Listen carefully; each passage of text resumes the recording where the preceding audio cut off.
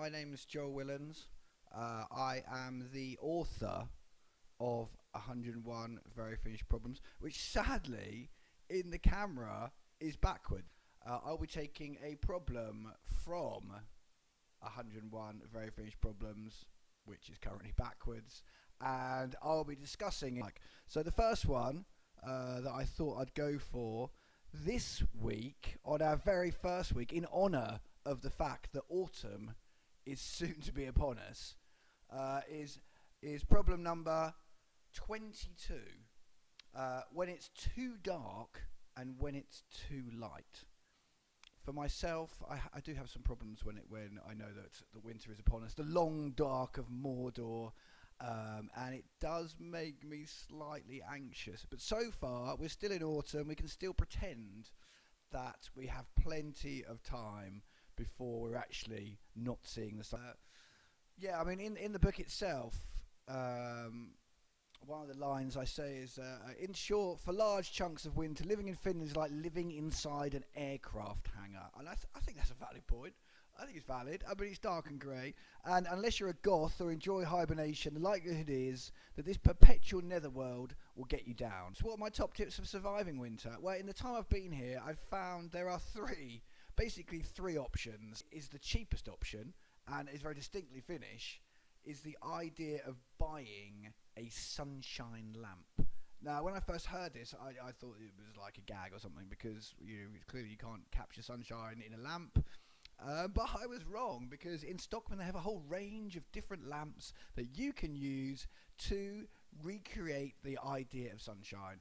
Sadly, they're not 100 times larger than our own planet. You can get ones that are you can stick on your head, or you could have in your house, and allegedly they do the job. I've never had the pleasure, but I know people who swear by them. So number one option to survive the oncoming long dark of the Finnish winter: buy a sunshine lamp.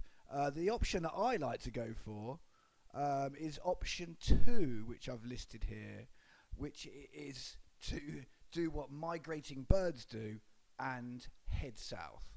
Head south, so ideally to somewhere where sunshine isn't quite as rare and isn't quite as precious. Well, basically anywhere south of Helsinki. So just jump on a boat, jump on a plane, jump on a bus if you want to go through Russia, and head somewhere where you're gonna get some more of that sunshine. It's a sort of obvious thing, and it works for me every single year. And then the third option, and this is something we all embrace. I certainly embrace this as enthusiastically as possible as well, is basically stock up on candles, stock up on chocolate, and stock up on the amazing amounts of dodgy booze that Finland is so famed for.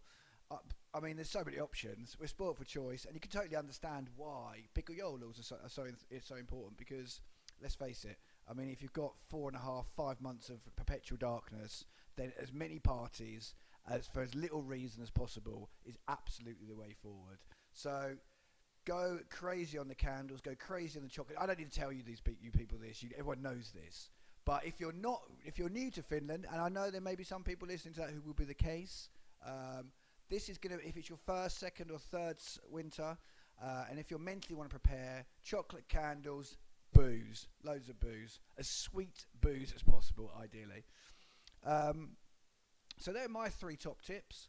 There are probably plenty more. If you've got other tips you think can work, other than the incredible fake sunshine lamps, or migrating south with the birds, or getting wasted, drinking chocolate, eating chocolate or drinking chocolate, whatever, go crazy, drinking or eating chocolate and loads of candles, then let us know in the comments below, and then we can talk about them next. And of course, YouTube, new channel, apparently you have to ask everyone to subscribe, so please do subscribe, and I'll be sharing more of these videos from Finland's best-selling English language non-fiction book, 101 Very Finnish Problems, which here is backwards. Certainly in my camera. Maybe in your camera it's not. So thank you very much for tuning in to my very first YouTube video, hopefully not the last, and I look forward to hearing from you, seeing from you, getting those thumbs up, and just generally getting loads of love. Thank you very much. Take care. Moi moi.